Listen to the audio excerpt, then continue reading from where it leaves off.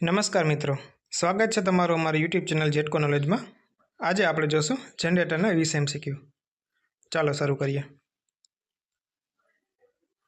પ્રશ્ન નંબર 1. જનરેટરનું કાર્ય શું છે? ઓપ્શન જોઈ લઈએ.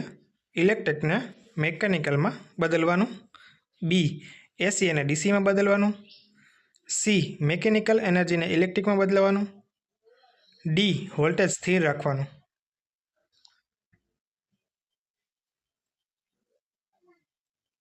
એનો આન્સર આવશે સી. મેકેનિકલ એનર્જીને ઇલેક્ટ્રિકમાં બદલાવાનું જનરેટરનું કાર્ય છે. બીજો પ્રશ્ન જોઈ લઈએ. સેલ્ફ એક્સાઇટેડ જનરેટરમાં પ્રકાર કેટલા છે? સેલ્ફ એક્સાઇટેડના જનરેટરના પ્રકાર કેટલા છે? ઓપ્શન જોઈ લઈએ. 3, બી 2, સી 4 કે ડી 5.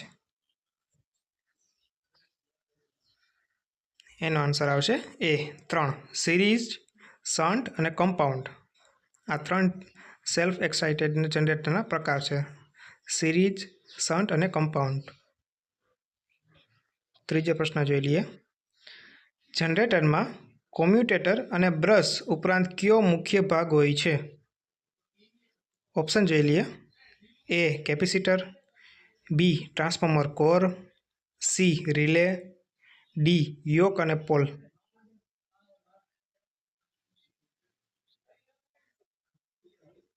એનો આન્સર આવશે ડી. યોક અને પોલ.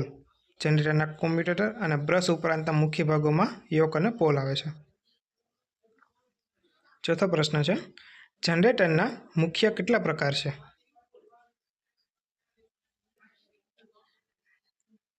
ઓપ્શન જોઈ લઈએ. 3, 2, 4 કે 1. એનો આન્સર આવશે બી.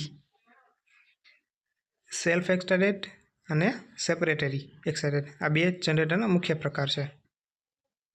આગળ જોઈએ. પ્રશ્ન નંબર 5. અલ્ટરનેટરનું આઉટપુટ કયા એકમમાં દર્શાવવામાં આવે છે? અલ્ટરનેટર છે જે એનું આઉટપુટ કયા એકમમાં દર્શાવવામાં આવે છે? ઓપ્શન જોઈ લઈએ. A. HP, B. Ampere, C. KVA કે ડી. ઓહમ. આ આન્સરનો જેને આ જે પ્રશ્નનો આન્સર જે લોકોને આવડે એ કમેન્ટમાં લખજો.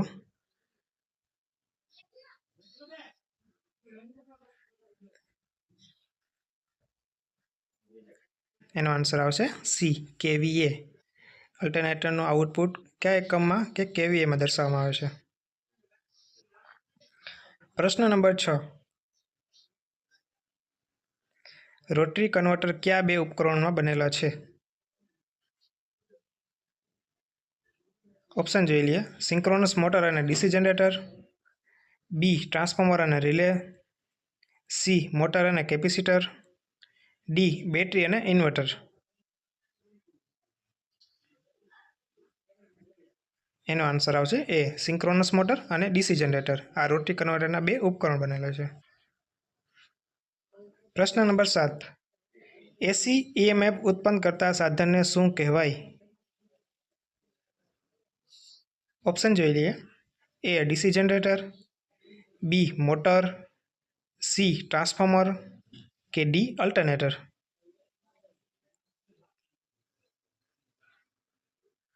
આનો આન્સર આવશે ડી. અલ્ટરનેટર. એસી ઈએમએફનું ઉત્પન્ન કરતા સાધનને શું કહેવાય કે અલ્ટરનેટર.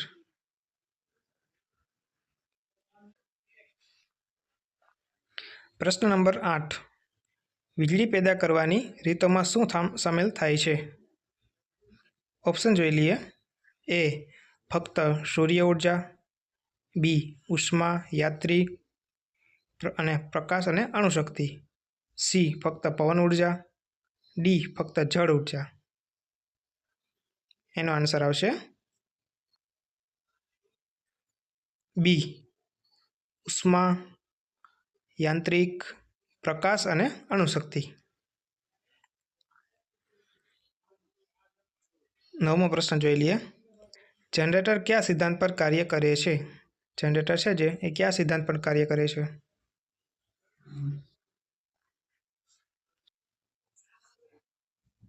પ્રશ્ન નંબર 9.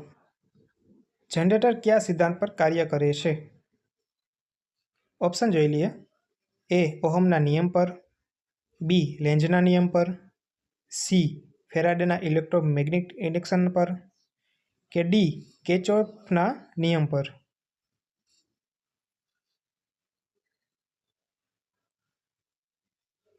જે લોકોનો આ પ્રશ્નનો આન્સર આવડતો હોય એ કમેન્ટમાં એ, બી, સી કે ડી જે આન્સર હોય એ કમેન્ટમાં જરૂર લખજો. એનો આન્સર આવશે સી. ફેરાડેના ઇલેક્ટ્રોમેગ્નેટ ઇન્ડક્શન પર જનરેટરનો કાર્ય સિદ્ધાંત છે. પ્રશ્ન નંબર 10. ડીસી જનરેટરમાં એસીને ડીસીમાં કોણ ફેરવે છે? ડીસી જનરેટર છે જે ને એસી અને એસીને ડીસીમાં કોણ ફેરવે છે? ઓપ્શન જોઈ લઈએ.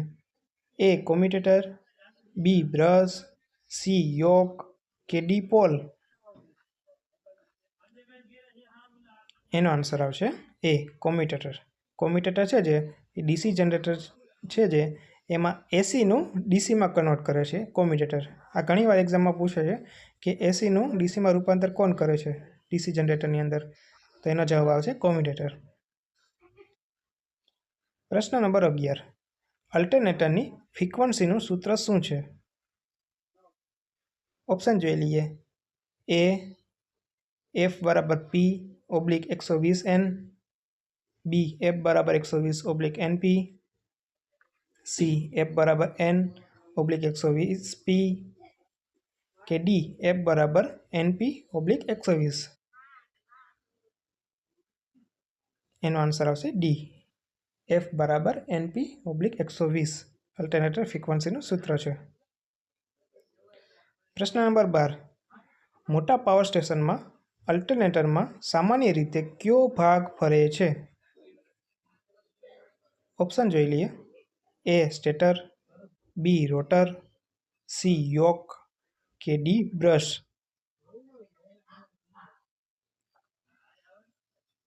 એનો જવાબ આવશે બી. રોટર. રોટર છે જે એ મોટા પાવર સ્ટેશનમાં અલ્ટરનેટમાં સામાન્ય રીતે એ ફરતો ભાગ છે. પ્રશ્ન નંબર 13. શન્ટ જનરેટરમાં ફિલ્ડ વાઇન્ડિંગ કઈ રીતે જોડાયેલ હોય છે? શન્ટ જનરેટર છે જે એમાં ફિલ્ડ વાઇન્ડિંગ છે જે કઈ રીતે જોડાયેલ હોય છે? ઓપ્શન જોઈ લઈએ. એ. આર્મેચર સાથે સિરીઝમાં. બી. અલગ સપ્લાયથી. સી. આર્મેચર સાથે પેરેલલમાં. કે ડી. કોમ્યુટેટર સાથે સિરીઝમાં. એનો આન્સર આવશે સી. આર્મેચર સાથે પેરેલલમાં. શન્ટ જનરેટર છે જે એમાં ફિલ્ડ વાઇન્ડિંગ આર્મેચર સાથે પેરેલલમાં જોડવામાં આવે છે. પ્રશ્ન નંબર 14. સિરીઝ જનરેટરમાં ફિલ્ડ વાઇન્ડિંગ કઈ રીતે જોડાયેલ હોય છે? ઓપ્શન જોઈ લઈએ. એ. આર્મેચર સાથે સિરીઝમાં. બી. આર્મેચર સાથે પેરેલલમાં. સી. અલગ સપ્લાયથી. કે ડી. બ્રશ સાથે પેરેલલમાં. એનો આન્સર આવશે એ. આર્મેચર સાથે સિરીઝમાં. સિરીઝ જનરેટર છે જે એ ફિલ્ડ વાઇન્ડિંગ આર્મેચર સાથે સિરીઝમાં જોડવામાં આવે છે. પ્રશ્ન નંબર 15. કમ્પાઉન્ડ જનરેટરમાં કેટલી ફિલ્ડ વાઇન્ડિંગ હોય છે? કમ્પાઉન્ડ જનરેટર છે જે એમાં કેટલા ફિલ્ડ વાઇન્ડિંગ હોય છે? ઓપ્શન જોઈ લઈએ. એ. 1. બી. 3. સી. 4 કે ડી. 2. એનો આન્સર આવશે ડી. 2. સિરીઝ અને શન્ટ આ બે કમ્પાઉન્ડ જનરેટરના ફિલ્ડ વાઇન્ડિંગ છે. પ્રશ્ન નંબર 16. જનરેટરમાં બ્રશનું કાર્ય શું છે? ઓપ્શન જોઈ લઈએ. એ. મેગ્નેટિક ફ્લક્સ બનાવવાનું. બી. કોમ્યુટેટર પર કરંટ બહાર કાઢી લેવાનું. સી. સ્પીડ કંટ્રોલ કરવાનું. કે ડી. વોલ્ટેજ માપવાનું. એનો જવાબ આવશે બી. કોમ્યુટેટર પરથી કરંટને બહાર લેવાનું બ્રશનું કાર્ય છે. પ્રશ્ન નંબર 17. જનરેટરમાં યોકનું કાર્ય શું છે? ઓપ્શન જોઈ લઈએ. એ. કરંટ માપવાનું. બી. સ્પીડ કંટ્રોલ કરવાનું. સી. ફ્લક્સ પાથ અને સપોર્ટ આપવાનું. કે ડી વોલ્ટેજ સ્થિર કરવાનો? એનો જવાબ આવશે સી, ફ્લક્સ પાથ અને સપોર્ટ આપવાનું યોકનું કાર્ય છે. પ્રશ્ન નંબર 18. અલ્ટરનેટરમાં ફિલ્ડ એક્સાઇટેશન માટે સામાન્ય રીતે શું વપરાય છે? ઓપ્શન જોઈ લઈએ. ડીસી સપ્લાય, બી એસી સપ્લાય, સી કેપેસિટર કે ડી ફક્ત બેટરી ચાર્જર? એનો જવાબ આપશે એ, ડીસી સપ્લાય. આગળ જોઈ લઈએ. પ્રશ્ન નંબર 19. પાવર સ્ટેશનમાં મોટા ભાગે કયા પ્રકારના જનરેટર વપરાય છે? ઓપ્શન જોઈ લઈએ.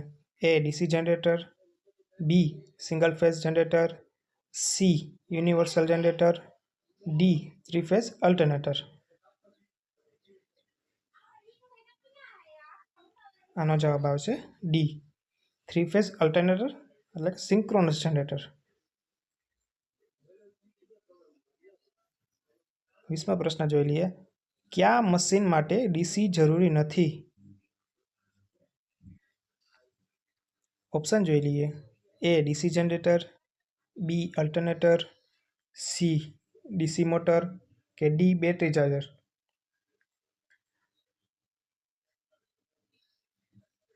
આનો જવાબ આવશે બી અલ્ટરનેટર. તો મિત્રો, આ હતા જ ડીસી જનરેટરના બધા MCQ. જો તમને ગમ્યો હોય તો વિડીયોને લાઇક કરજો, શેર કરજો અને ચેનલને સબસ્ક્રાઈબ કરજો. મળીએ આપણે આગળના ટોપિક ઉપર.